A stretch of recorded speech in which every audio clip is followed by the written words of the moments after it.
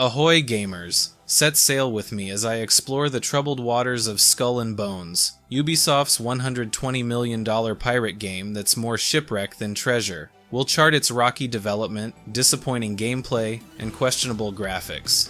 Plus, we'll navigate through Ubisoft's sea of microtransactions and the endless grind of their recent titles. Prepare for a voyage through the choppy seas of modern gaming. Game design psychology has advanced like crazy in the last few years. The use of grindy level-up quests and microtransactions can be linked to game design psychology, where developers use reward schedules to keep players engaged and spending money. Skull and Bones was supposed to be the quadruple A game that'd make us all walk the plank with excitement. The devs promised graphics so shiny you could see your reflection in a pirate's gold tooth and a code of conduct stricter than a landlubber's diet. But shiver me timbers, it turned out to be more of a sunken ship. Players found themselves marooned faster than you can say yo-ho-ho, unable to chop down trees or sail against the wind. It's like they accidentally released Pirate Simulator 1720, Realistic Scurvy Edition, instead. Skull and Bones, the game that took longer to release than it takes a pirate to count his booty with a peg leg. After 11 years, this $120 million shipwreck finally set sail, only to be met with reviews colder than a kraken's armpit. Ubisoft started with the idea of making a sequel to Black Flag, but ended up with a multiplayer loot hunt that's about as exciting as swabbing the poop deck. The dev team changed captains more times than Jack Sparrow changes his underwear, leaving the poor crew more confused than a landlubber reading a treasure map. Anonymous developers spilled the rum, saying they were working on a game so boring it could make Davy Jones fall asleep in his locker. Basic features were as broken as a pirate's moral compass, and the graphics looked like they were rendered on a rusty spyglass. Team communication was worse than trying to have a conversation with a parrot who only knows curse words. Despite all the challenges, they somehow managed to complete this digital Frankenstein's monster of a game. But alas, it came out looking as outdated as a pirate using a flip phone for navigation. The character models move with all the grace of a drunken sailor doing the Macarena, and the water physics are less convincing than a cardboard cutout ocean. In the end, Skull and Bones raises more questions than a pirate with amnesia. Like, is it worth maintaining a live service for a game that's about as remarkable as Bilgewater?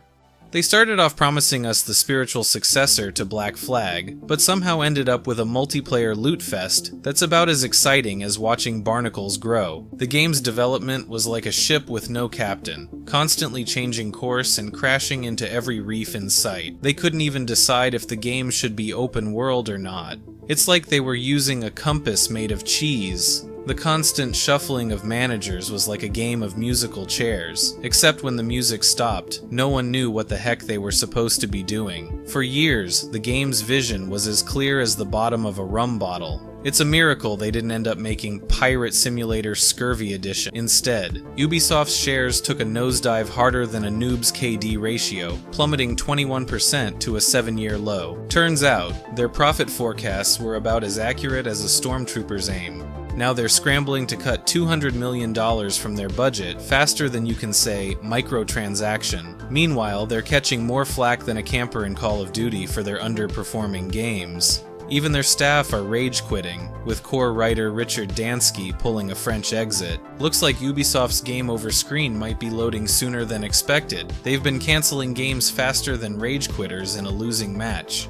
Even their VR Splinter Cell got stealth killed before it saw the light of day. At this rate, Ubisoft's bank account is looking shakier than a noob's first attempt at building in Fortnite.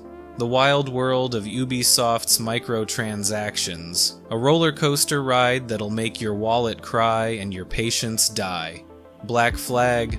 That's when Ubisoft started sneaking microtransactions into our games like a rogue pickpocket. Fast forward to Unity and Origins, and suddenly our beloved franchises were more stuffed with in-game purchases than a loot box at a Vegas casino. But wait, it gets better. Odyssey and Valhalla came along, introducing level, gating, and XP boosters. Because nothing says fun gameplay like hitting a paywall. It's like Ubisoft looked at our childhoods and thought, you know what would make these games better? If players had to swipe their credit cards to progress. Now, Ubisoft's games are longer than a speedrunner's stream schedule, all in the name of player engagement. How can we keep players grinding long enough that they cave and buy our overpriced digital goodies? It's like they're trying to turn our favorite franchises into part-time jobs. Except instead of getting paid, we're the ones forking over cash. Ubisoft's games are getting longer than a Skyrim player's mod list. Take Valhalla for example. It's so massive, you might need to file for vacation time just to finish the main quest. And it's not just Assassin's Creed getting the longer than a Dark Souls boss fight treatment. Far Cry's gone from liberate an island to liberate an entire country, its economy, and possibly its tax system. At this rate, the next Far Cry game will take longer to finish than it takes for Valve to count to 3. Valhalla's story is longer than your mom's lecture about cleaning your room. We're talking 60 to 100 hours of Viking shenanigans, most of which have less connection to the main plot than your KD ratio has to your social life. Not all quests need to be as essential as your energy drink supply during a raid. Maybe next time, they could label the main quests actually important stuff, and the side quests, do this if you hate sunlight. And don't get me started on the grind. It's like they designed the leveling system after watching The Never-Ending Story on repeat.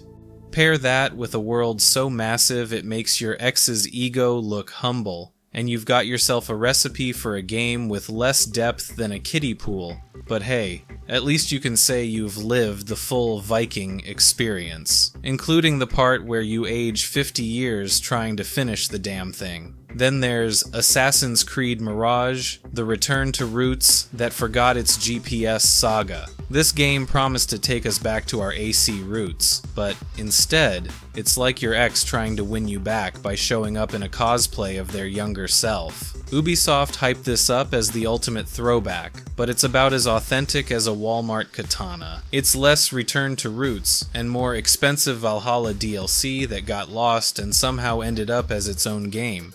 They slapped on a stamina bar and called it innovation, because nothing says assassin like getting winded after a light jog, right? The combat feels like Dark Souls had a baby with a rusty shopping cart. And let's not forget the pay-to-win DLC, because assassins totally bought their skills from ye old microtransaction store back in the day. As for stealth, it's about as smooth as trying to sneak a fart in a quiet room while wearing leather pants. Mirage is like that guy at the party who keeps bringing up his glory days in high school. We get it. You peaked in 2007.